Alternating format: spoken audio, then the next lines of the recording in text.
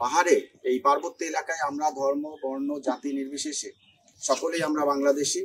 তো আমাদের সকলের দায়িত্ব হবে এই এলাকার শান্তি সম্প্রীতি বজায় রাখা। তো আমরা খাগড়াছড়ি সদরেও যেহেতু আইন শৃঙ্খলা পরিস্থিতি একটু অবনত হয়, তো সেটা মোকাবেলার জন্য আমরা বেসামরিক প্রশাসনের ডাকে আমরা সেনাবাহিনী এবং পুলিশের পাশাপাশি আমরা মোতায়েন হই এবং আমরা 27 তারিখে যখন আমাদের এখানে আইন শৃঙ্খলা পরিস্থিতির ব্যাপক অবনতি ঘটে তখন আমরা আমাদের সর্বোচ্চ শক্তি দিয়ে আমরা মোতায়েন হই এবং আমরা খাগড়াছড়ি সদর এবং আমাদের এখানে যে আপনারা দেখছেন স্বনির্ভর বাজার এলাকা, যেখানে পাহাড়ি এবং বাঙালিদের দোকানপাট রয়েছে, এই এলাকায় আমরা মোতায়েন হই। তো এখানে ব্যাপক ভাঙচুর চালানোর একটা প্রস্তুতি নেওয়া হয়। তো সেখানে আমাদের বিজিবির খুব দ্রুত পদক্ষেপের কারণে এই এলাকায় আমাদের নাশকতা সৃষ্টি করতে তারা সক্ষম হয়নি এবং আমরা পাহাড়ি বাঙালিদের মধ্যে যে সংঘাত, এটা আমরা অনেকাংশে প্রতিহত করতে সমর্থ হই।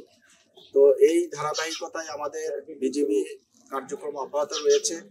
আমরা খাগড়াছড়ি সদর এবং আমাদের এর আশেপাশের এলাকায় আমাদের বিজিবির প্রায় 10 প্লাটুন সদস্য মোতায়েন আছে এবং স্ট্যান্ড বাই হিসাবে আরো 4 প্লাটুন সদস্য মোতায়েন রয়েছে। এবং গতকালকের ঘটনাও আপনারা জানেন যে গুইমারাতে আমাদের বিজিবি সদস্য এবং সেনাবাহিনীর উপরে ইট পাটকেল নিক্ষেপ করার প্রেক্ষিতে আমাদের বিজিবির 4 জন সদস্য অফিসার সহ 4 জন সদস্য আহত হয়েছে।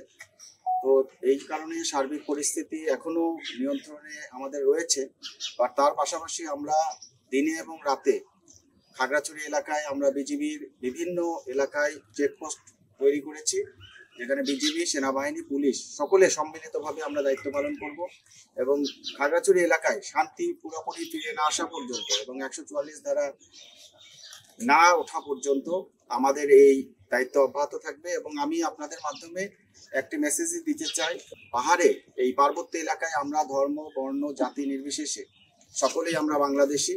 তো আমাদের সকলের দায়িত্ব হবে এই এলাকার শান্তি সম্প্রীতি বজায় রাখা এবং এই পার্বত্য এলাকায় যাতে আমরা সকলে শান্তিতে সুন্দরভাবে বসবাস করতে পারি সেটা নিশ্চিত করা। এবং সেই লক্ষ্যে আমরা বিজিবি সর্বোচ্চ শক্তি নিয়োগ করব এবং আমরা সিভিল প্রশাসন সহ সেনাবাহিনীর পাশে আমরা আছি এবং আমরা সার্বক্ষণিক দিনে এবং রাতে আমাদের দায়িত্ব পালন করে যাচ্ছি। পার্বত্য এলাকায় যে কিছু মহল তারা ষড়যন্ত্র করে অথবা বিভিন্ন কারণে এই এলাকাটাকে অস্থিতিশীল করার চেষ্টা করছে, তো এটা প্রতিহত করার জন্য বেসামরিক প্রশাসন সেনাবাহিনী যেভাবে আমাদেরকে সহযোগিতা চাচ্ছে আমরা তাদের পাশে আছি।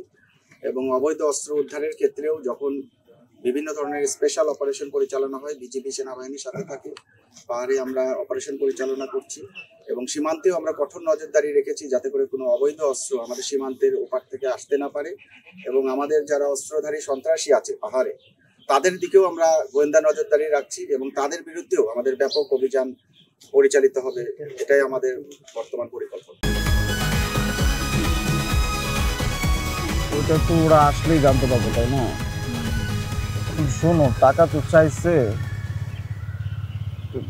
10,000 টাকার শর্ট আছে, বুঝছো? ধন্যবাদ। কত টাকা শর্ট পড়ছে সেটা বল। 10,000 টাকাই শর্ট আছে। আচ্ছা, সেটা মাথা ছুঁয়ে বলো। মাথা কি হবে? কি হলো? চুপ করে আসছো কেন? ভণ্ডামি, টাউটামি, জায়গা পাও না তুমি? তুমি কি জীবনে ভালো হবে না? শোনো, ভন্ড আর টাউট বলবা না, আমার ইগোতে লাগে। তুমি ওইটাই। ঠিক আছে, ভণ্ডামি টাউটামি মানুষ করে, কিন্তু গার্লফ্রেন্ডের সাথেও কোনো কথা? দেখো মিমি, আমি আগের থেকে অনেক লক্ষ্য হয়ে গেছি, ভালো হয়ে গেছি। পুরোপুরি হইতে পারি নাই, অর্ধেক ভালো তো 50% ভালো হয়ে গেছে। আগে যদি হইতো আমি তোমার থেকে 20,000 টাকা চাইতাম। চুপ।